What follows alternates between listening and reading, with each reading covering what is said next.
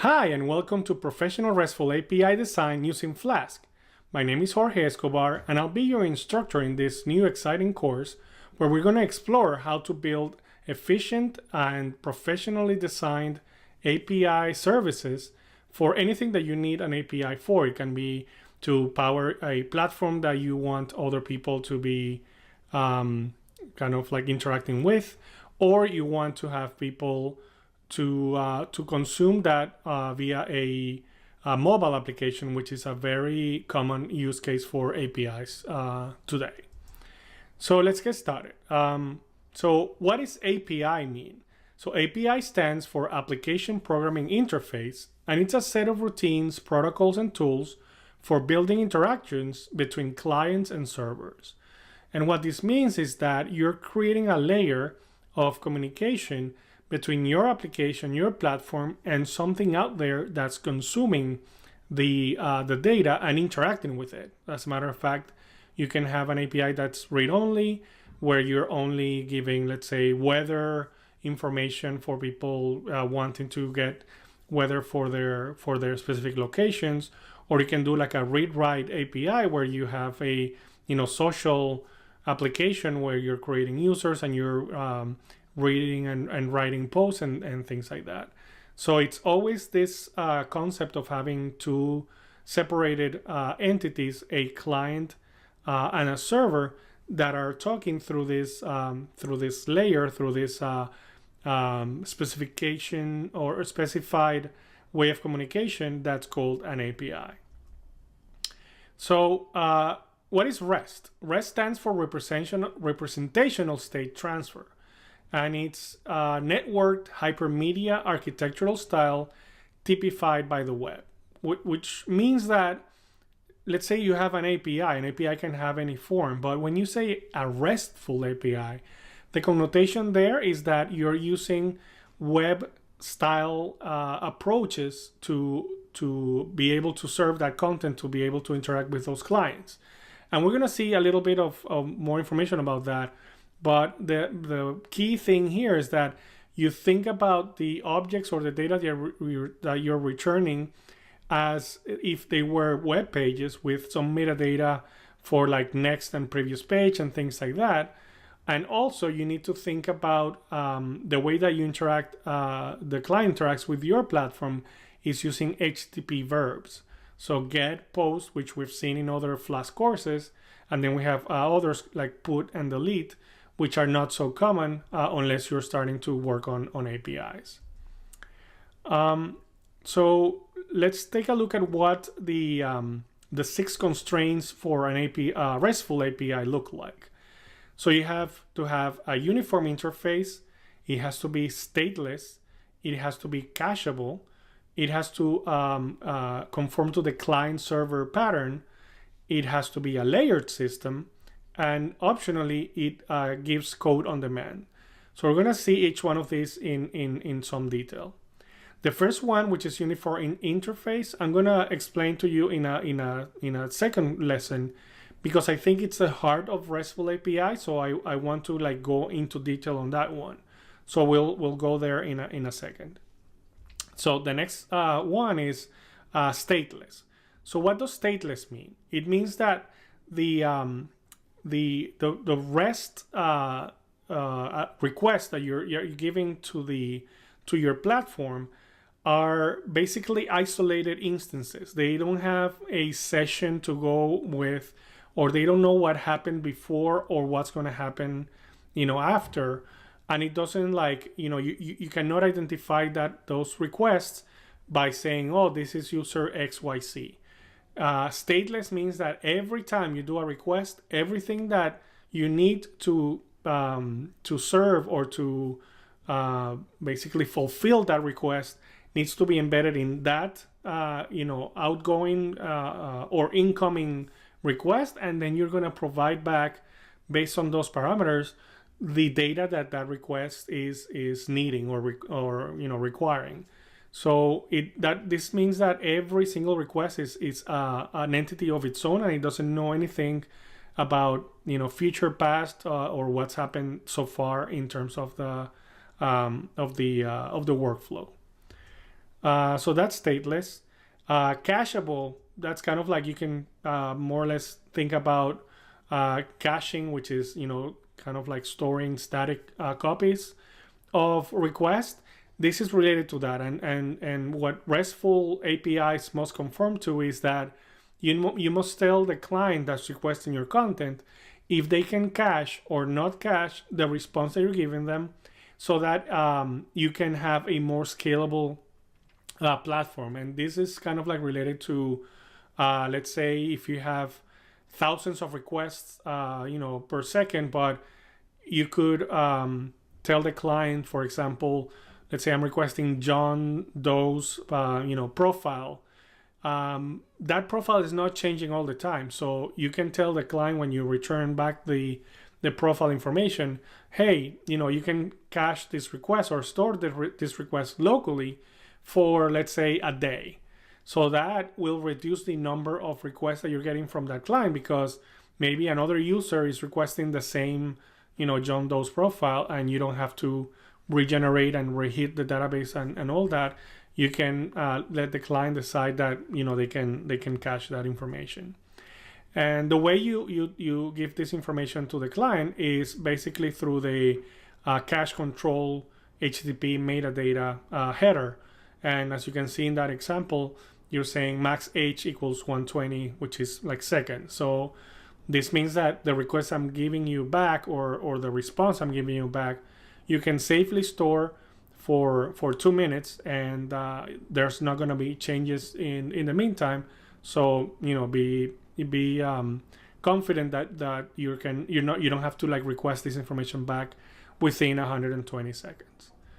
So the next constraint is client server. So client server means that there's a separation between the separation of concerns between the client and the server, which means that the client doesn't know what the server's kind of like setup is like, what database are they using, or what is the structure of the data, that kind of thing. It's kind of like completely separated. And the same way, the server is not interested or doesn't have to know that the client is an iPhone 6s or an Android phone, or an automated system that's getting information, kind of like a Twitter fire hose kind of thing. The server doesn't know anything about the client, and every time a request comes in, you're just gonna like present information based on the request back to the client. So you're not like concerned about what the client looks like. The next constraint is layered system, and this is talking about a client cannot tell what are the layers or what is the setup behind the request that you're giving them, and this can kind of like allow you to do like load balancing and have multiple application servers, or even have Redis cache servers that are serving cached versions of the information.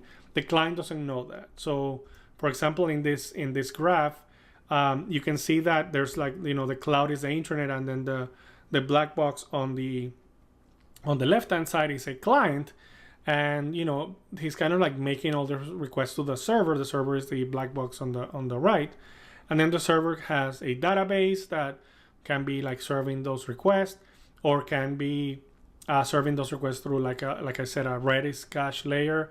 So it doesn't really matter how you're presenting that information back, and that gives you the ability to scale your API platform without breaking kind of like the RESTful API constraints.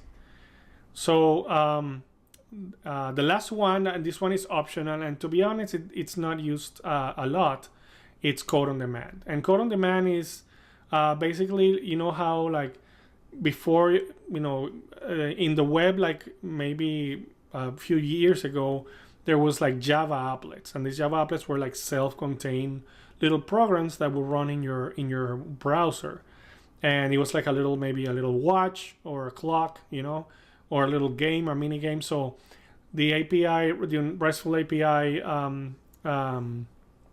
spec tells people that they can, provide not only data objects, but they can also provide snippets of code. And I could see this like being like nowadays maybe a mini Flash application or something like that. But it's not very used, and this constraint is not really kind of like something that you're gonna use often. So that is that for the bottom 5 constraints. So I'm going to talk to you about the uniform interface in the following lesson. So stick around. Welcome back. So we're going to continue looking at the constraints, and we're going to look at the uniform interface constraint, which I feel like it's the most important. So let's check out what that looks like. So the uniform interface is divided in 4 parts. One is resource-based. The second is manipulation of resources through representations. The third is self-descriptive messages. And the fourth is Hypermedia as the engine of application state, or HATEOAS. So let's go through each one of those. So for the resource-based, this is basically every resource is identified using URIs as resource identifiers. So what this kind of like translates into is that the actions that you're gonna take, or the requests that you're gonna make, are ordered or have a hierarchy and structure through the URI. And a URI, as you might remember, is a part of the URL of a URL that doesn't have the HTTP whatever server.com part. So you take that out, the first slash and on, that's the URI, that is going to be telling of what type of request or what are you requesting, and you're going to design your API using those URLs or URIs as your structure. So let's see an example. For example, if I hit API/v1/order, so that is an URI. But what you're looking at here is that you are hitting the API section of the website. You're hitting the version 1 of the API, and you might have multiple versions. And now you're telling the API that you want to get a list of the orders. So as you can see here, there's some, it's kind of like a hierarchy, and there's a structure in there that the API is defining through a good structuring of the URIs that you're going to use to request information. But let's see another example. So this one is, now I'm looking at API v1 orders 1544. So as you might imagine, 1544 is an order ID. So what you're saying here is that give me the detail of this order alone, this order 1544. And as you can start to see, there's a structure there. If you hit orders only, you're gonna get probably a list of all the orders. If you hit orders 5044, you're gonna get only the details of that order. So elegant and professional APIs are set up that way. And the way I like to think about it is that orders is the Flask app, whereas you have the folder orders, and then inside you have views, models, tests, etc. That should more or less match the first part of the URI.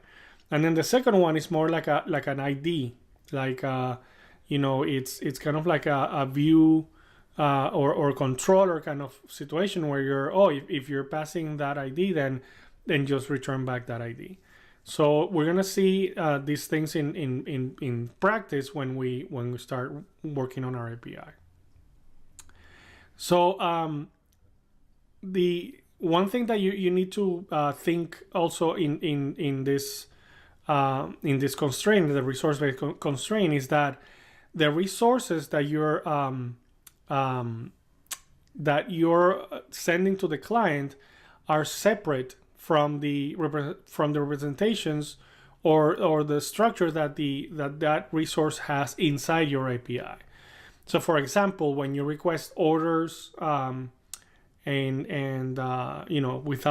the ID, you're not gonna get like a query, or you're gonna get like all the fields that are on the database, you're gonna get some structure information, and that usually has a structure that is defined depending on what the client looks like. If it's a computer, if it's a mobile application, or what they need specifically. So, for example, you could return HTML, XML, or JSON. So, but the thing to think about here is that you're not just gonna like dump, the whole query when you get the orders or all the fields, but you're gonna like, return something that's structured and that you're gonna be defining in your API definition. So the second one is the manipulation of resources through representation, and this kind of like is tied with how the clients will ask for what type of representations are going to be thrown back at them or returned based on the accept HTTP header that they're sending. So, for example, a client that is a mobile application might say, "Hey, I need the orders 1544, but I want it in JSON format." Your API should be intelligent enough to read that accept HTTP header that they're sending you and return back the information in the format that they're asking. Whereas maybe like a web-based or a browser-based application or client might be requesting HTML, and you're gonna throw back, instead of the orders in a JSON format, maybe a snippet of HTML with the different fields of that order in HTML format. So your API needs to be flexible enough to accommodate and throw back or return information or data using the data that the client is requesting. So the third one is self-descriptive messages, and what this entails is that the requests themselves are represented via the HTTP verb that the client is asking. And we went through a little bit of this on our Flask courses, which is, the GET request. Remember that when you do a GET request, you send all the fields in the actual URL. So you have like a question mark, field name equals field data, ampersand, etc. Right? That's a GET request. Whereas a post was more like within the body of the HTTP request, you were sending the actual fields that you were posting to the server, right? Well, in API world, get, post, put, and delete are actually what we call the CRUD, the create, read, update, and delete operations. So get means I'm going to send a request to get something from the API. If I send a post, it means I'm creating a brand new record, and I'm sending the data for that record in the post data payload of the HTTP request. Put is a one that we haven't used a lot, and you don't use normally like in web applications, but in APIs you do use, which is an update. So you're not creating a new record, but you're basically saying update this record, this order, with this new information. Let's say it has a new invoice total, or you want to modify the items within that order. So you use put to do that update. And delete, which is an actual HTTP verb, is, as it entails, or it references, you want to delete a record. And of course you need to have the proper authentication, and you have to have the authorization to delete records. But if you're implementing that and you have the proper authentication, then you're able to delete records. So that's self-descriptive messages. And the last one is Hypermedia as the engine of application state, or HATEOAS, which is a weird kind of like word. But what this means, when I read this, I was a little bit confused and I couldn't understand what they were talking about. But it's in a nutshell, what this is that your API, if it's a RESTful API, it needs to act like a web page in the sense that you can send not only when you get the orders, a request, you're not only dumping the orders back to the client, but you're also putting some meta links that say there are total of 1,500 orders. This is page number 1, and if you want to look at the next page, this is the URL that you need to hit. So envision that when you hit orders, even though we're returning JSON information, which is what we're going to be using mostly, think of it not only as just data, but think of it as it's an application, it's a web page, and you have like a table where you see the order like dump, but it's only the first 10 results, and then you have like a previous next on the bottom, and you also have like some sort of like maybe breadcrumb on the top. So that's what HATEOAS means, is that your API should kind of like use hypermedia and meta links and things like that to kind of like tell the client, hey, I'm here, but you can also do these things, or if you want to update the balance, you can do this operation, etc. So let's see kind of like an example of that. So here we have a GET request to get account number 12345. So the top line is kind of like what the client sent to the API, and the HTTP 11200 OK is what the API is returning. And as you can see there, you have like, the account number, and you have the balance currency, and you could stop there. You could say, okay, that's all. But since you're doing HATEOAS, you're also having this link rel, which is an actual like valid HTTP, or HTML tag. And you say, if you want to deposit, you can do account 12345/deposit. If you want to withdraw, and you get the idea. You're kind of like helping the client to maybe make decisions, and that includes transferring or closing the account. But there's another layer to this. So let's say, for example, that now this account is overdrawn, and as you can see on the balance on the currency. Or on the balance field, you see that it's -25. So the API here should be intelligent enough to say, wait a minute. So the only action that the person can do here is deposit, like meaning get this account back to like positive, right? But they shouldn't be able to withdraw, they shouldn't be able to transfer, or they shouldn't be able to close this account. So, the gray lines is what we're gonna like make disappear. And this is what you're going to get if the account's balance is negative. So this is HATEOAS right there. It's like you're not only returning data, you're also like reacting to the data that you're kind of like using, so that your client is able to make the right decisions, and you're like kind of like guiding them through the proper channels. So that's the whole thing. I know there's a lot of theory here, and unfortunately I was wrestling before, do I just give the students kind of like these concepts as we go along. But I think even if you didn't get the whole thing, it's fine. You can review this later when you've done the course, or maybe review it at a later time. But this will give you kind of like a very good handle of what a professional, well-designed RESTful API looks like. So let's start coding our API application.